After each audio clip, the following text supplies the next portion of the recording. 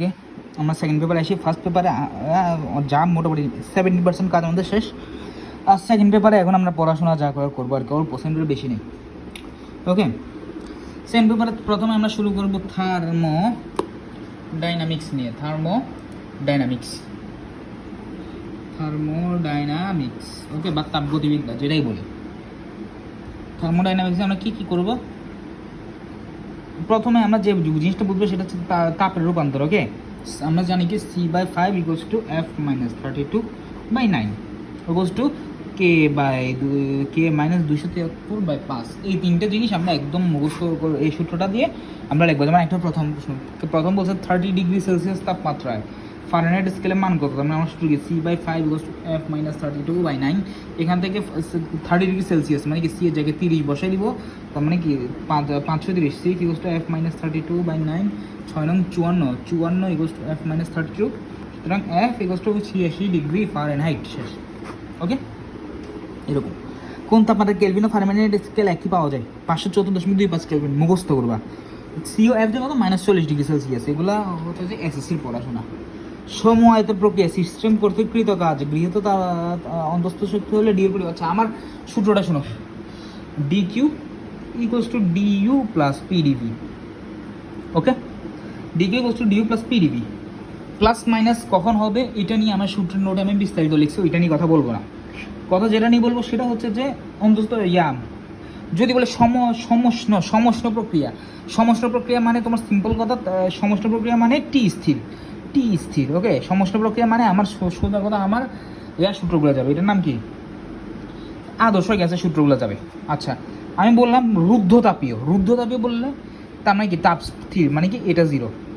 আমি বললাম সমআয়তন মানে ভি স্থির, এটা 0। আমি বললাম সমচাপ, পি স্থির। ওকে, আর আচ্ছা, আর যদি আমি বলি সমউষ্ণ প্রক্রিয়া তখন এটা স্থির। ওকে, ক্লিয়ার? তার মানে সমআয়তন প্রক্রিয়া সিস্টেম কর্তৃক গৃহীত তাপ কিউ হলে অন্তস্থ শক্তি পরিবর্তন কত? ডিউ = ডিউ অর্থাৎ আনসার হচ্ছে কিউ। অপশনে কিউ ছিল, জানি কিউ। রুদ্ধতাপীয় প্রক্রিয়া কোন ভৌত রাশিটি স্থির থাকে? রুদ্ধতাপীয়তা কিসে স্থির থাকে? তাপ অথবা এন্ট্রপি, দুইটার একটা অপশনে থাকতো। এটা y = 1.6 গামার মানটা কি? এটা হচ্ছে যে 1 পরমাণুর ক্ষেত্রে 1.67, 2 পরমাণুর ক্ষেত্রে 1.40, 3 পরমাণুর ক্ষেত্রে 1.33। কোন সিস্টেম পরিবেশ থেকে 800 জুল তাপ শক্তি শোষণ করলে অন্তস্থ শক্তি 500 জুল বৃদ্ধি পায়? ওকে, অন্তস্থ শক্তি 500 জুল বৃদ্ধি পায়। সিস্টেম দ্বারা পরিবেশের উপর কৃত কাজ কত? সিম্পল কথা, dq = du + pdv। ওকে, পরিবেশ থেকে তাকে তাপ দেয় কত? 800 জুল, মানে সে নিচে, প্লাস তার বলছে অন্তস্থ শক্তি বৃদ্ধি পায়, অন্তস্থ শক্তি বাড়ছে, তার মানে কত বাড়ছে? 500 জুল। কাজ চাইছে, তার মানে কি সিস্টেম দ্বারা কৃত কাজ, pdv মানেই তো dw, তার মানে কি dw = 800 - 500 = 300 জুল। শেষ। একটা তাপ ইঞ্জিনে কার্যকর পদার্থ 200 ডিগ্রি সেলসিয়াস এবং তাপমাত্রার উৎস থেকে এত গ্রহণ করে এবং এত তাপমাত্রার গ্রাহকে এত তাপ বর্জন করে। এর দক্ষতা কত? হচ্ছে দক্ষতা বের করতে বলছে। দক্ষতা বের করার সময় সবসময় রাখবো উৎস যেটা সেটা 1। ওকে, উৎস যেটা সেটা 1 থাকে। আর সিম্পল কথা, আমার সূত্র হচ্ছে যে এটা = 1 - T2/T1 বা 1 - Q2/Q1। তো আমি যেটা করি, আমি এটা = ডাইরেক্ট নিচে 1টা লিখবো। এখানে কি দুইটা কি দেওয়া আছে? দুইটা জুল দেওয়া আছে, উৎস গ্রাহক। ওকে, উৎস গ্রাহক বড়টা আমি লিখবো কোথায়? নিচে